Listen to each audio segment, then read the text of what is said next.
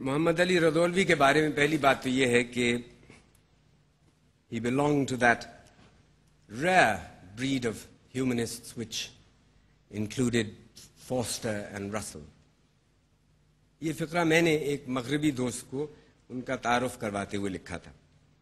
انہوں نے کئی ذاتی رسالے بھی نکالے، مذہب اور اخلاقیات پر مضامین بھی لکھے، کتابیں بھی لکھیں، کہانیاں بھی لکھیں، افسانے بھی. ان کی تحریروں میں بہت شگفتگی ہے، لیکن جو نکھار ان کے خطوط میں ہے اس کا جواب نہیں. بہت سے خطوط ان کی بیٹی کے نام ہیں، ہما بیگم کے نام. میری جان دعا، تمہارا محبت نامہ آیا، خدا تم کو خوش رکھے اور تمہاری مرادیں پوری کرے. جو پند و نصائح تم کرتی ہو وہ میرے دل میں بھی آتے ہیں، مگر دل پر اللہ میاں قفل چڑھائے ہیں، وہ کسی طرح نہیں کھولتے. اگر وہ قفل کھل جائے تو پھر کیا کہنا. اب نماز بھی زیادہ جی لگا کر پڑھتا ہوں اور دعا بھی جی سے مانگتا ہوں، اور اوقات میں غور و فکر کر کے ایمان کے عقیدے دل میں مضبوط کرتا ہوں. صبح کے وقت جس کو حضوری کا وقت کہو، اس وقت نماز کے بعد بارگاہ خدا میں عرض کرتا ہوں کہ بار الہ ایمان دے. اللہ میاں فرماتے ہیں ہمارا کام ہے ایمان بخشنا، مگر تم خود اپنے دل میں ڈھونڈو، یہ طلب تمہاری صادق ہے. میں عرض کرتا ہوں میرے مالک، میری تمنا ایمان کی روشنی سے سینہ جگمگ جگمگ جگمگ کرنے لگے، جی سے معلوم ہوتی. وہاں سے ارشاد ہوتا ہے ہاں یہ تو ٹھیک ہے، مگر غور کرو، تم نے جوانی میں بہت سی عورتوں کو جانا ہے، بھلا ایمان سے کہو اس بےتابی تڑپ شوق کا کچھ بھی شائبہ ہماری تلاش میں پاتے ہو؟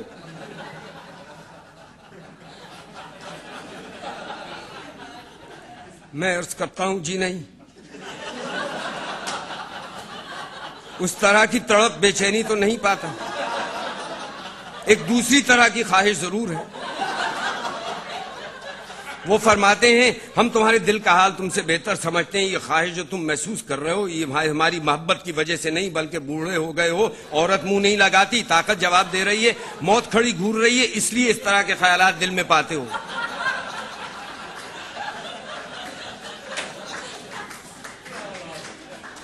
میں عرض کرتا ہوں بار الہ، اب تیرے سمجھانے سے سمجھ میں آتا ہے واقعی تیری خواہش انہی مجبوریوں سے ہوگی، مگر ہے تو.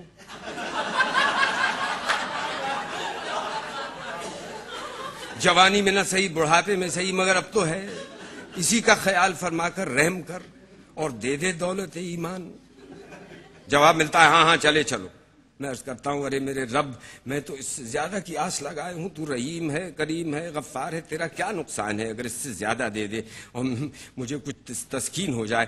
حکم ہوتا ہے زیادہ بک بک مت کرو. کہہ تو دیا کہ چلے چلو اور کچھ نہیں تو جھوٹ سچ تمہاری عبودیت تو مضبوط ہوتی رہے گی. ماں مانتے ہی نہیں، قفل کھولو کی رٹ لگا دی. ابے ہم تیرے رگ پٹھے سے واقف ہیں، بہروپیا جھپ جالیا دنیا بھر کا، آیا وہاں سے ہوا باندھنے. میں عرض کرتا ہوں اب حضور مالک ہیں،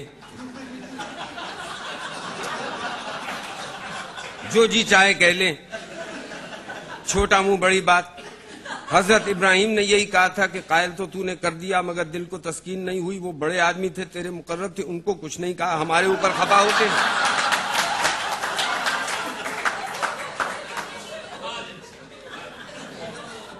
پھر آپ سے نہ کہیں تو کس سے کہیں؟ آخر کہاں جائیں، کس سے عرض حال کریں؟ میں 3.5 برس کا تھا، آپ نے باپ کا سایہ سر سے اٹھا لیا. کہیے ہاں.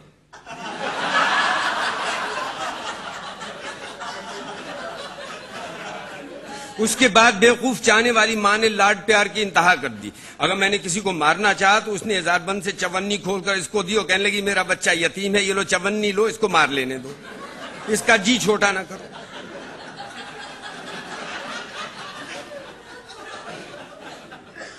گھر میں دادا رہتے تھے، وہ والد کے قصے سنایا کرتے کہ تمہارے باپ نے یہ کیا، تمہارے باپ نے وہ کیا. میرے دل میں بھی شوق پیدا ہوتا تھا کہ ہم بھی بڑے ہوں گے تو یہی کریں گے.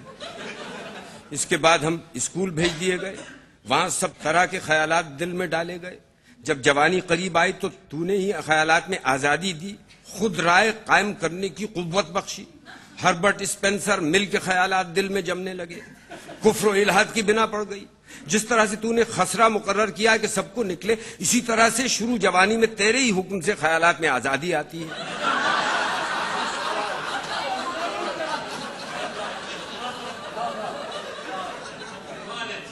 جیسے بعضوں کو اسی خسرہ سے سینے کی بیماری ہو جاتی جو جان لے کر جاتی، اسی طرح شروع جوانی کے خیالات بھی ہیں کہ بعضوں پر ان کا اثر نہیں رہتا، اور بعض بیچارے ایسے بدقسمت ہوتے ہیں جن کو خیالات کی دق ہو جاتی ہے۔ جیسے دق کی دوا کرنے میں دوڑ دھوپ کرتے ہیں، اسی طرح ان خیالات کو بھی دور کرنے کی کوشش کرتے ہیں۔ بہت سے خوش قسمت بچ جاتے ہیں، بہت سے ہمارے ایسے جوانہ مر پاتے ہیں۔ اب اس میں ہمارا کیا بس تھا اور کون بس ہے؟ حضور جان بخشی ہو تو ایک بات عرض کروں۔ آواز آئی، کہو کہو، کہے جاؤ، ہم سنتے ہیں، بڑے منطقی ہو، خوب زبان چلتی ہے، گھبراؤ نہیں، چلے چلو، ہم وعدہ نہیں کرتے مگر اتنا کہہ دیتے ہیں کہ بے آس مت ہو، جاؤ۔ اسی طرح سجدے میں پڑا رہتا ہوں، حکم ہوتا ہے، ہم سب کچھ جانتے ہیں، مگر تم اپنے دل کی بھڑاس نکال لو، کہو کہو، کوئی حرج نہیں، ہم اپنے بندوں کے عرض حال کو برا نہیں مانتے، کہہ چلو۔ میں کہتا ہوں، بار الہ، تیرے مذہب کی تعلیم دینے والے کہا کرتے تھے کہ بس خدا میں یقین رکھو۔ ہم یقین کے معنی تو سمجھتے نہیں تھے مگر سن لیتے تھے۔ اس دن ایک امریکن کی کتاب میں نکلا کہ to believe in God is to desire his existence and what is more to act as if life existed. لے بھلا حضور ہی فرمائیں، ایک طرف تو منطق نے عقل کو باولا کر رکھا ہے، دوسرے مولوی بے ایمان دنیا بھر کے خرافات بچپن سے دماغ میں ٹھونس رہے ہیں۔ اگر آپ کے بندے گڑبڑا جائیں تو کیا تعجب ہے؟ حاتف نے کہا، سنو محمد علی، تم یوں ہی چلے چلو، ہم اپنا قاعدہ تو تمہارے لیے بدلیں گے نہیں، مگر اتنا جان رکھو کہ ہم قہار جبار بھی ہیں اور رحیم و کریم بھی۔ ہم جانتے ہیں کہ تم کو ابھی اپنی بک بک سے سیری نہیں ہوئی، مگر تمہارا بکنا بالکل تحصیل حاصل ہے، کیونکہ ہم سب کچھ سمجھتے ہیں، لیکن ہم تمہارے اوپر مشیت کے راز اپنے کھولنا نہیں چاہتے۔ بس اٹھو، سجدے سے اپنا کام رکھو۔ ہما پیاری، دنیاوی مصائب جو میں نے بیان کیے ہیں، ان میں ممکن ہے کچھ مبالغہ ہو، مگر ہیں اور بہت شدید ہیں۔ تمہاری پیٹھ کا درد بھی بے چین کیے ہے، کوئی اچھا خیال آتا ہی نہیں، لیکن میں ہر بات کے لیے تیار ہوں۔ اپنی موت سب سے سخت ہے، جب میں اس پر بھی راضی ہو گیا تو پھر کچھ اور کہنے کی حاجت نہیں۔ میں اسی طرح زندہ ہوں، ہنستا بھی ہوں، مضامین بھی لکھتا ہوں، برج بھی کھیلتا ہوں۔ میرے نانحال والے سخت بات کہنے کے عادی تھے، یہ ورثہ مجھ کو بھی ملا ہے، مگر میں طبیعت کو روکتا ہوں۔ اپنی مثال لے لو، تمہارا خط آتا ہے، اس سے مالی مصائب کم نہیں ہوتے، معدے کی تکلیفیں ویسی ہی رہتی ہیں، مگر ذری سی خوشی ہو جاتی ہے، جیسے کسی کو پھانسی کا حکم ہو چکا ہو اور جیل کے احاطے میں کہیں کامنی پھول ہو، کال کوٹھڑی سے نہ درخت دکھائی دیتا ہو نہ پھول، مگر اس کی خوشبو کم وقت قیدی کی ناک تک آ جائے اور ایک لمحے کے لیے جی خوش ہو جائے۔ بس تم لوگوں کے خط سے کچھ ایسا ہی ہوتا ہے، تمہارا دل چاہے خط بھیجو، جی چاہے نہ بھیجو، کچھ زیادہ فرق تھوڑی ہوتا ہے۔ بندہ محمد علی۔